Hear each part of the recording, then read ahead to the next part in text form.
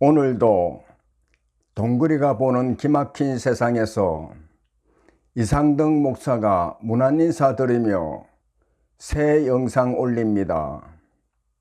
언제나 건강하시고 즐겁고 행복한 시간 보내세요. 안녕하십니까? 오늘은 세상을 바라보는 두 가지 눈이라는 제목으로 함께 생각해 보겠습니다. 농장에서 일하던 두 청년이 너무 힘이 들어 도시로 나가기로 마음먹었습니다. 두 사람은 기차역으로 가서 한 사람은 뉴욕행 표를 사고 다른 한 사람은 보스턴행 표를 샀습니다. 두 사람은 기차를 기다리다 우연히 이런 말을 듣게 되었습니다. 뉴욕 사람은 인정이 메말라서 길을 가르쳐 주고도 돈을 받는데 보스턴 사람은 거리에서 구걸하는 거지한테도 인심을 후하게 베푼다. 뉴욕행 표를 산 청년은 이런 생각이 들었습니다. 아무래도 보스턴으로 가는 게 낫겠어. 일자리를 못 구해도 굶어 죽을 일은 없을 거야. 하마터면 큰일 날 뻔했잖아. 그러나 보스턴으로 가는 표를 산 청년의 생각은 달랐습니다. 그래, 뉴욕으로 가는 거야. 길을 가르쳐 주고도 돈을 받는다면 금방 부자가 될 수 있을 거야. 하마터면 부자가 되는 기회를 놓칠 뻔했잖아. 두 사람은 상의 끝에 표를 서로 바꾸기로 했습니다. 그래서 뉴욕으로 가려던 사람은 보스턴으로, 보스턴으로 가려던 사람은 뉴욕으로 가게 되었습니다. 보스턴에 도착한 사람은 금세 그곳 생활에 적응해 나갔습니다. 한 달 넘게 일을 하지 않고도 구글에서 사람들이 던져주는 동전으로 먹고 살 수 있었습니다. 그는 그곳이 천국이라는 생각이 들었습니다. 한편 뉴욕으로 간 사람은 돈 벌 기회가 곳곳에 널려 있다는 것을 알았습니다. 조금만 머리를 굴리면 먹고 살 걱정을 하지 않아도 될 것 같았습니다. 도시 사람들이 흙에 대한 특별한 향수와 애착이 있을 거라 판단한 그는 공사장을 찾아다니며 화분용 흙을 파서 비닐에 담아 화분흙이라는 이름으로 팔기 시작했습니다. 과연 그의 판단은 적중했습니다.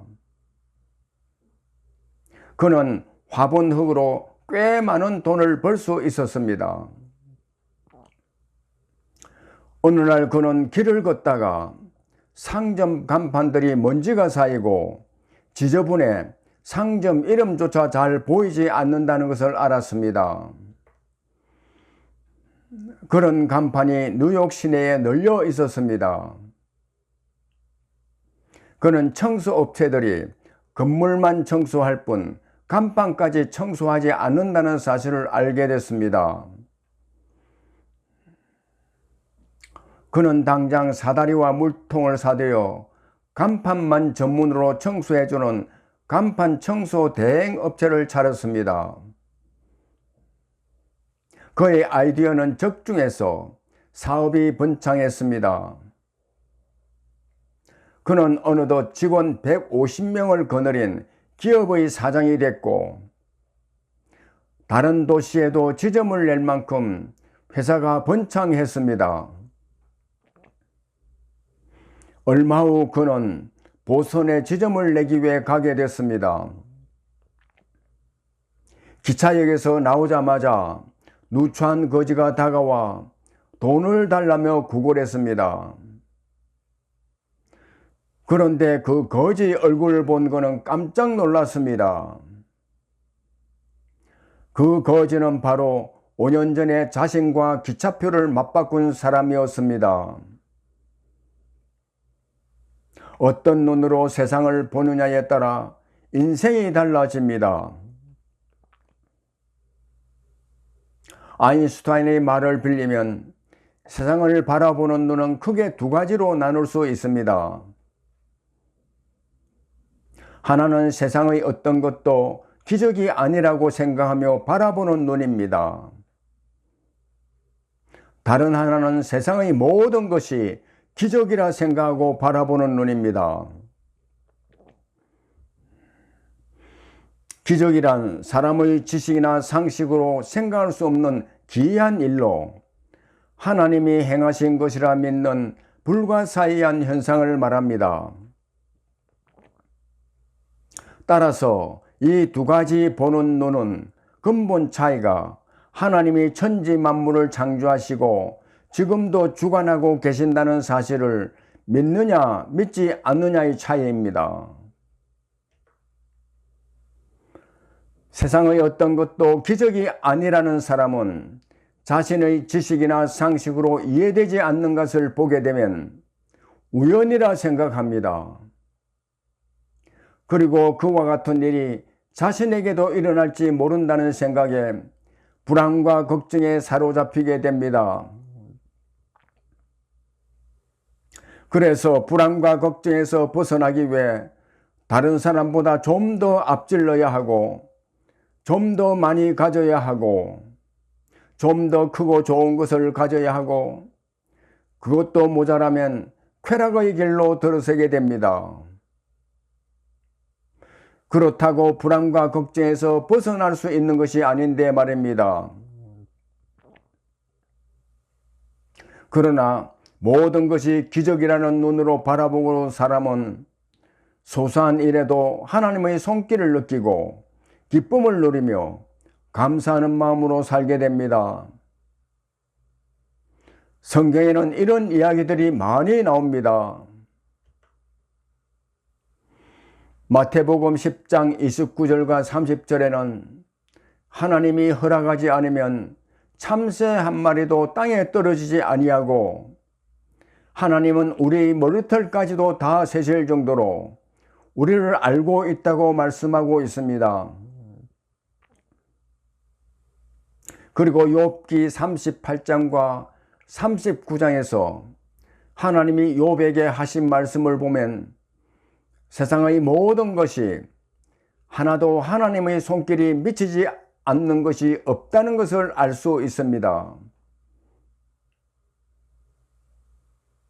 누가 땅의 기초를 놓았으며 누가 새벽별들이 기뻐 노래하게 했으며 누가 바다의 경계를 정하였고 누가 눈과 우박을 내리게 하며 누가 항모한 땅에 비를 내려 연한 풀이 돋아나게 하는지 아느냐고 묻습니다. 까마귀 새끼가 먹을 것이 없어 허우적거릴 때 먹이를 주는 이가 누구며 누가 들나귀를 자유롭게 뛰어다니게 하는지 누가 말에 힘을 주고 목에 흩날리는 갈기를 입히는지 누가 독수리가 높은 곳에 보금자리를 마련하도록 하는지 아느냐고 묻습니다.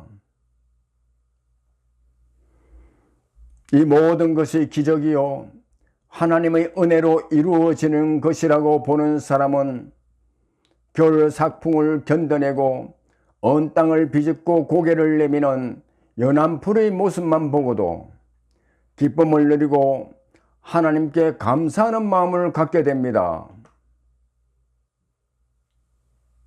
이런 사람은 절망할 수밖에 없는 일을 당해도 하나님의 손길을 믿음의 눈으로 바라보며 언젠가는 기적같이 일어서리라 믿고 도전하고 또 도전합니다. 하나님은 이런 사람을 절대로 외면하지 않습니다. 왜냐하면 하나님은 이런 사람을 통해 영광을 거두시기 때문입니다. 아무리 사소한 일이라도 하나님이 행하시는 손길에 의해 이루어진다고 믿는 사람에게는 모든 것이 기적입니다. 이와 같이 사는 사람들이 데살로니가전서 5장 16, 17, 18절 말씀과 같이 범사에 하나님께 영광을 돌리며 풍성한 은혜를 누리며 살 수 있는 것입니다. 항상 기뻐하라. 쉬지 말고 기도하라. 범사에 감사하라. 이것이 그리스도 예수 안에서 너희를 향하신 하나님의 뜻이니라. 감사합니다.